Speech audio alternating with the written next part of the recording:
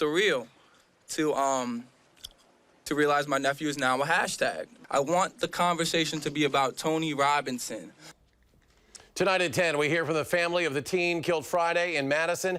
And as the whole nation looks upon us, demonstrators hit the streets here in peaceful protest. But first, breaking news as a cyber attack on Madison government systems has authorities on alert. The city made aware of a credible cybersecurity threat just tonight. The Department of Emergency Management saying this threat is potentially targeting city and other government and public safety communication systems.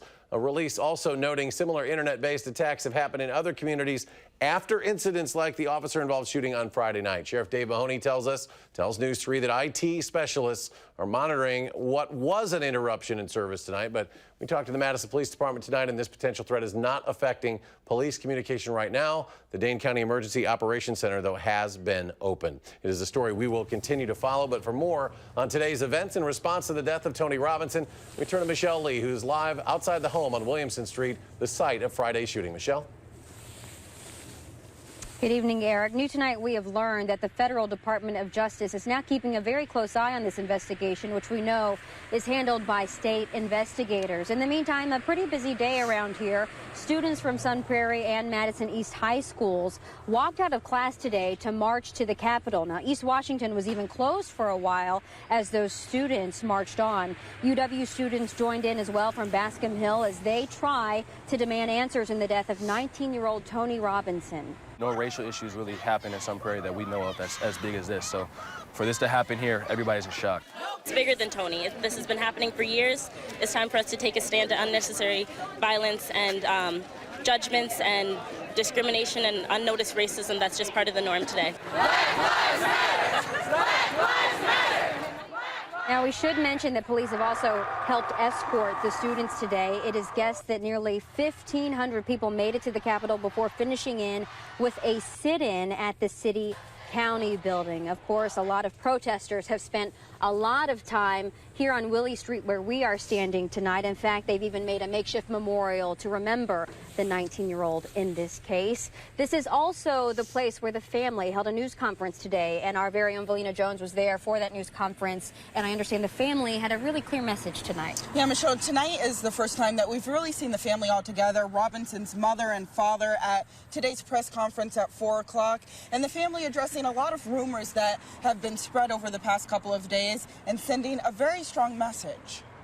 This is a bigger issue than Tony. This highlights a universal problem with law enforcement and how its procedures have been carried out. After a weekend of protest, family members of Tony Robinson spoke out Monday. It's surreal to realize my nephew is now a hashtag. Urging for peaceful protests to continue, sending a very clear message to the public. We are not proponents of anti-police in terms of the chants that I hear going on in regards to not trusting police. We don't condone that because we understand that this was an individual act. Terrain Carter, Robinson's uncle, spoke on the family's behalf to set the record straight about who Tony was. We don't think Tony's a saint. We don't think Terrell's a saint. We paint him as a human being, a 19-year-old who made a terrible mistake at one point, which is completely disassociated from this act, which is what I want to make clear.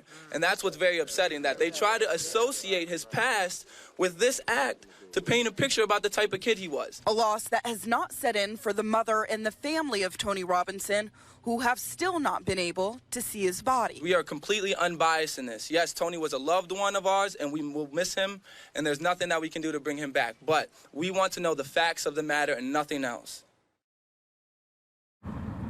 Now, Michelle, the family says they do trust the process of the investigation, but again are stressing the fact that they're upset that they have not yet seen his body. Something that I noticed in the news conference today is that Tony's family felt the need to address his ethnicity. Why did they do that? Yeah, the uncle really made it a point to address the fact that he is biracial, saying that they've received support of all ethnicities and saying that this is so much more than just a race issue.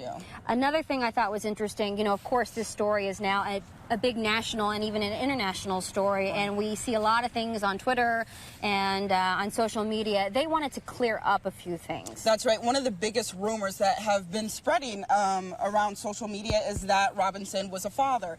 And his uncle today said Tony Robinson Jr. is not a father, emphasizing the word junior in that statement and saying that he urges the public to make judgments on Robinson based on facts. And a lot of those facts we won't know until the end of DCI's investigation. Sure, this is the very beginning. Absolutely. All right, Felina, thank you for that report.